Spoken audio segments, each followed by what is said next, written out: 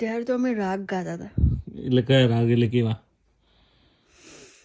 બધા બહુ રાગ આવા મ્યુઝિકમાં. એટલે તું કયા લેવલ સુધી પહોંચી હતી? 6 કમ્પ્લીટ કરી દીધા હતા. એટલે એમની ડિસ્ટ્રિક્ટ કે તાલુકાનો કે સ્ટેટ લેવલ કે એવું? એ તો લાઈક આ ખેલ મહાકુંભ કેવું હોય હા.